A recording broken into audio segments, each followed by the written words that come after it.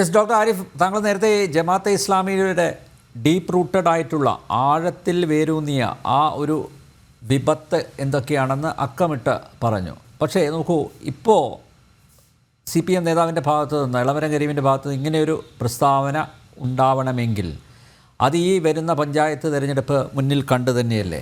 അതായത് വടക്കൻ കേരളത്തിൽ പുതിയൊരു രാഷ്ട്രീയ പരീക്ഷണം നടത്തുക, അതിനുള്ള അടിത്തറ ഒക്കെ ഇപ്പോൾ ഒരുക്കിയിട്ടുണ്ട്. അതാണ് ഞാൻ നേരത്തെ പറഞ്ഞത്. CPM ജില്ലാ സമ്മേളനത്തിൽ വിമർശനം ഉയർന്നു.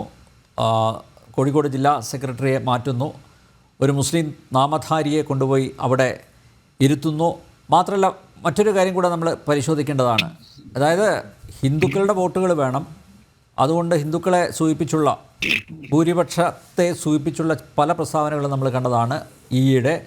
അതേസമയം ഈ മുസ്ലിം വോട്ട് ബാങ്കിന് പൂർണ്ണമായിട്ട് അങ്ങ് ഒഴിവാക്കുന്നും ഇല്ല. ഇത് ഒരു അടവ് നയം തന്നെയല്ലേ? നമ്മൾ കുറച്ച് നാളുകൾക്ക് മുന്നേ ഒരു ചർച്ച നടത്തിയിരുന്നു. അത് P. ജയരാജൻ്റെ ഒരു പുസ്തക പ്രകാശനവുമായി ബന്ധപ്പെട്ടിട്ടാണ്. ഓക്കെ, അന്ന് നമ്മൾ പറഞ്ഞ സ്റ്റേറ്റ്മെന്റ് ആണ് ഇവിടെ വീണ്ടും പറയാൻ പോകുന്നത്. അതായത് ഇത് ഇടതുപക്ഷത്തെ സംബന്ധിച്ചിടത്തോളം ഇതിങ്ങനെ മാറ്റിയും മറിച്ചുമൊക്കെ പറയാം, ഇത് അവർക്ക് സാധിക്കുന്ന ഒരു കാര്യമാണ്. ഇത് വേറെ ആരെങ്കിലും ചെയ്യുമ്പോഴാണ് ഈ പ്രശ്നം. ഇടതുപക്ഷത്തിന് ഇത് പറ്റും, ഇതാണ് അവരുടെ രീതി എന്നുള്ളതാണ് നമ്മൾ അന്ന് പറഞ്ഞത്. അതായത് ഒരു ഘട്ടത്തിൽ ഒന്ന് പറയുന്നു, പിന്നെ വേറൊരാൾ വന്നിട്ട് അതിനെ തിരുത്തി പറയുന്നു, പിന്നെ മറ്റൊരു അവസരത്തിൽ വന്നിട്ട് അത് ബാലൻസ് ചെയ്യുന്നു. ഇതിങ്ങനെ പറഞ്ഞുകൊണ്ടിരിക്കുക.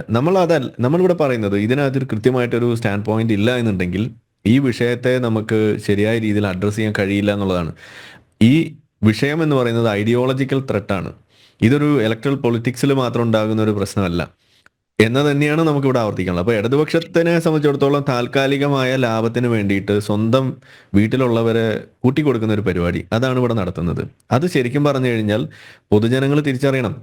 ഇവിടെ ഇതേ ഇടതുപക്ഷത്തിന്റെ വക്താവായിട്ടുള്ള ഒരാൾ കുറച്ചു നാൾ മുന്നേ വന്ന് പ്രസംഗിച്ചത് എന്താണ്? ഒരുപാട് ആളുകൾ തീവ്രവാദത്തിലേക്ക് പോകുന്നു, കണ്ണൂർ സ്ലീപ്പർ സെല്ലുകൾ പ്രവർത്തിക്കുന്നു, അത് പുസ്തകത്തിൽ എഴുതി പിടിപ്പിക്കുന്നു. ഇതെല്ലാം ഒരു വശത്ത് ഒരാൾ ഈ ഇടതുപക്ഷത്തിന്റെ വന്ന് പറയുകയും കുറച്ച് കഴിയുമ്പോൾ മറ്റൊരു കൂട്ടം ആളുകൾ വന്നിട്ട് അതിന്റെ പിന്നിൽ ഇവരാണെന്ന് പറയുന്നതിൽ തെറ്റില്ല എന്ന് മാത്രമല്ല, ഏറ്റവും വലിയ ഇത്തരം തീവ്രവാദ പ്രവർത്തനങ്ങൾക്ക് എല്ലാ രീതിയിലും എണ്ണയും ഉപ്പും ഒക്കെ തേച്ചു കൊടുക്കുന്ന ഒരു സംഘടന, ആ സംഘടന അത് അത്ര വലിയ ത്രെട്ടല്ല എന്നും പറഞ്ഞു വെക്കുമ്പോൾ അത് യഥാർത്ഥത്തിൽ അതിന് കുറച്ച് കാണുകയല്ല ചെയ്യുന്നത്. അതിൻ്റെ വലിപ്പം മനസ്സിലാക്കിയിട്ട് അവരുടെ ഇൻഫ്ലുവൻസ് എവിടം വരെ ഉണ്ട് എന്ന് തിരിച്ചറിഞ്ഞിട്ട് അവരെ കൂടെ നിർത്താനുള്ളൊരു ശ്രമം തൽക്കാലം അവിടെ ഒരു സൈലന്റ് ഇയർ അവിടെ കൊടുക്കുന്നു. ഇതാണ് നമുക്ക് അവിടെ കാണാൻ കഴിയുന്നത്. ഇത് നമ്മൾ തിരിച്ചറിയണം തന്നെയാണ് പറയുന്നത്. പ്രത്യേകിച്ച് ഞാൻ പറയുന്നു, ഇന്ത്യയിൽ, കേരളത്തിൽ പ്രത്യേകിച്ചും അവിടെ ഒരു മീഡിയ വൺ അത് കേന്ദ്രീകരിച്ചുകൊണ്ട് നടത്തുന്ന ഒരു വലിയൊരു തരത്തിലുള്ള ഒരു ലോബിയും കൂടി ഇവിടെ ഉണ്ട്. ആ ചാനൽ നമ്മളെ സമൂഹത്തിലേക്ക് കുത്തി ഇറക്കുന്ന ഈ മുക്കാൽ മീഡിയ എന്നാണ് ഞാൻ വിളിക്കാറുള്ളൂ. അതിനകത്ത് അവര് ഈ അടുപ്പ് കൂട്ടി ചർച്ചയൊക്കെ നടത്തിയിട്ട് പറഞ്ഞു വെക്കുന്ന കാര്യങ്ങളുണ്ട്. യഹിയ സിൻവറിനെ പോലെയൊക്കെയുള്ള തീവ്രവാദികളൊക്കെ വലിയ തോതിൽ ഇങ്ങനെ പ്രഘോഷിച്ച് പ്രസംഗിച്ച് നടക്കുന്ന കാഴ്ചയും അതുപോലുള്ള കാര്യങ്ങൾ ചെയ്തുകൊണ്ട് ആളുകളെ വലിയ തോതിൽ മതപരമായിട്ട് അവരെ ഇളക്കി വിടുന്ന ഒരു പരിപാടി, ഇതൊക്കെയാണ് അവിടെ നടത്തിക്കൊണ്ടിരിക്കുന്നത്. ഇതെല്ലാം മുൻകൂട്ടി കണ്ട് കേന്ദ്രം ഇടപെട്ടില്ല എന്നുണ്ടെങ്കിൽ കൂടുതൽ മുസ്ലിങ്ങൾ തീവ്രവാദികളാണ്. മുസ്ലിങ്ങൾക്ക് ഈ തീവ്രവാദമല്ലാത്തത് എന്ന് തിരിച്ചറിയാൻ പറ്റാത്ത അവസ്ഥയിലേക്ക് അവരുടെ മണ്ടയ്ക്ക് ഒരു അടി കൊടുത്തിട്ട് ഇതേപോലെ തരിപ്പിച്ചിരുത്തുന്ന പരിപാടി, ഇതാണ് സത്യത്തിൽ ഈ ജമാഅത്ത് ഇസ്ലാമി ചെയ്തുകൊണ്ടിരിക്കുന്നത്. അവരെങ്ങനെ സ്റ്റൺ ചെയ്ത് നിർത്തിയിരിക്കുകയാണ്. അതിനൊരു അയവ് കൊടുക്കണം എന്നുണ്ടെങ്കിൽ നമുക്ക് അവർക്ക് തിരിച്ചറിവ് കൊടുക്കാൻ കഴിയണം. അത് നിയമപരമായിട്ടും ഇതുപോലുള്ള വിമർശനങ്ങളിലൂടെയാണ് അത് സാധിക്കുക. അതുകൊണ്ടാണ് നമ്മളിത് ഇതുപോലെ തന്നെ പച്ചയ്ക്ക് പറയേണ്ടി വരുന്നത്. ഇത് ഇനിയെങ്കിലും അവർ മനസ്സിലാക്കുമെന്നാണ് വിചാരിക്കുന്നത്. അവിടെ പ്രധാനപ്പെട്ട ഒരു വിഷയമാണ് ഇടതുപക്ഷം നടത്തുന്ന ഈ ഒരു കള്ളക്കളി, ഈ ഒരു കൂട്ടിക്കൊടുപ്പ് തന്നെയാണ് ഞാൻ പറയുക. അത് നമ്മൾ തിരിച്ചറിയണം. ഇതിങ്ങനെ വോട്ടിന് വേണ്ടിയിട്ട് മാത്രം ഇങ്ങനെ ചെയ്യുന്നത് ഇതൊരു വലിയ ദ്രോഹമാണ്, സമൂഹത്തോട് ചെയ്യുന്ന ഒരു ദ്രോഹം തന്നെയാണ് ഇത്. അവർ ഉദ്ദേശിക്കുന്ന വലതുപക്ഷത്തിന്റെ വളർച്ച തടയുക എന്ന് പറയുന്ന സാധനത്തെ അത് നടക്കില്ല എന്ന് മാത്രമല്ല, അവർക്ക് കൂടുതൽ സാധ്യതയും കൂടിയാണ് വെച്ചു കൊടുക്കുന്നത്. നസീർ, എല്ലാവരെയും എല്ലാ കാലത്തും പറ്റിക്കാൻ ആവില്ല. ഇവിടുത്തെ ജനങ്ങൾ പ്രബുദ്ധരാണ്, അവർ തിരിച്ചറിയില്ലേ? സാറേ, പ്രബുദ്ധരായതുകൊണ്ടാണല്ലോ സാറേ ഇന്ത്യയിൽ എല്ലാ സ്റ്റേറ്റിനേക്കാളും നമ്മളെ കേരളത്തിൽ ഇവിടെ ന്യൂനപക്ഷം നല്ല സ്വസ്ഥതയോടെ സമാധാനത്തോടെ ജീവിക്കുന്ന നമ്മളെ കേരളം. നമ്മുടെ ഹിന്ദുക്കളും മുസ്ലിങ്ങളും ക്രിസ്ത്യാനികളും മതമുള്ളവനും മതമില്ലാത്തവനും എല്ലാവരും നമ്മളെ ഇനി ഏറ്റവും നല്ല സ്റ്റേറ്റ് കേരളത്തിലാണ്. മറ്റു സ്റ്റേറ്റിലെ അപേക്ഷിച്ച് ഇവിടെ എന്താ നടക്കുന്നത്? പിന്നെ ഇവിടെ തീവ്രവാദത്തിൻ്റെ വിത്തുകൾ ഉണ്ട്, അത് വളരെ ന്യൂനപക്ഷമാണ്. അത് ജമാഅത്തെ ഇസ്ലാമിൻ്റെ മുസ്ലിങ്ങളെ ആലിൽ കൊണ്ട് കെട്ടരുത്. മഹാഭൂരിപക്ഷം മുസ്ലിങ്ങളെല്ലാം ഇത് തള്ളി പറഞ്ഞതാണ്. ഇപ്പോൾ നല്ലവരായ ഹിന്ദുക്കൾ ഇപ്പോൾ സംഘപരിവാറിനെയൊക്കെ തള്ളി പറഞ്ഞതുപോലെ ഈ മുസ്ലിങ്ങൾ ഈ SDPയും അതുപോലെ ജമാഅത്തെ ഇസ്ലാം തള്ളി പറഞ്ഞതാണ്.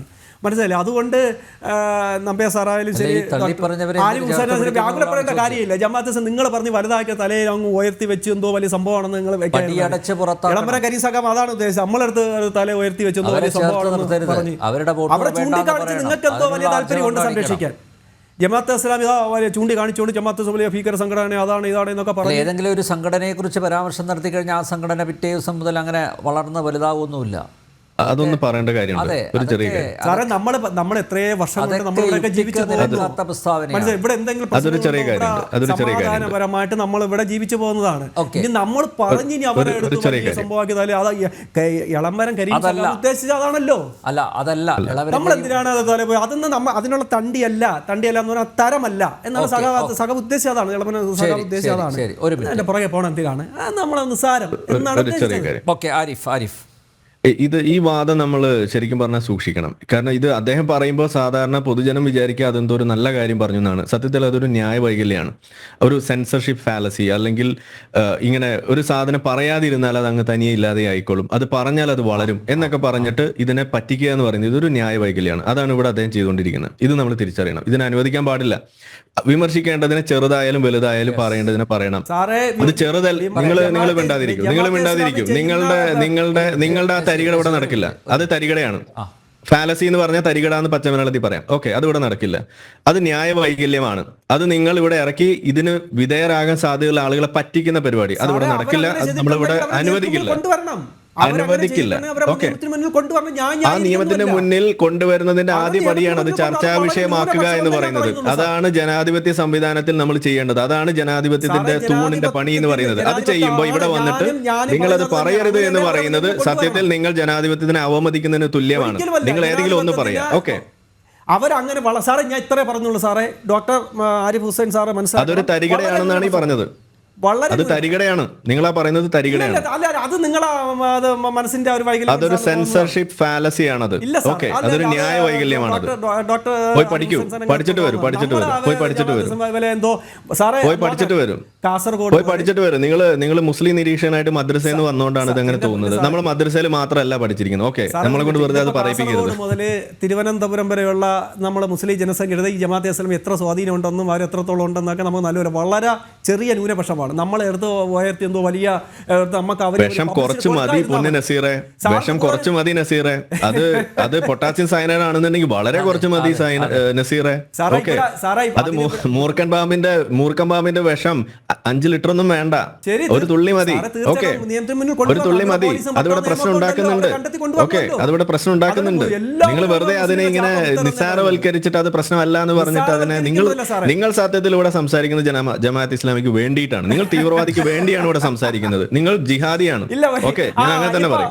ഇത് നിങ്ങൾ പറയണം. ഇത് നിങ്ങൾ പറയും. നിങ്ങൾക്ക് ഇഷ്ടമില്ലാത്തവല്ല നിങ്ങൾ ഈ ഒറ്റ വാക്കുണ്ടല്ലോ ജിഹാദി എന്ന് പറഞ്ഞ് അടച്ചാക്ഷേപിക്കും.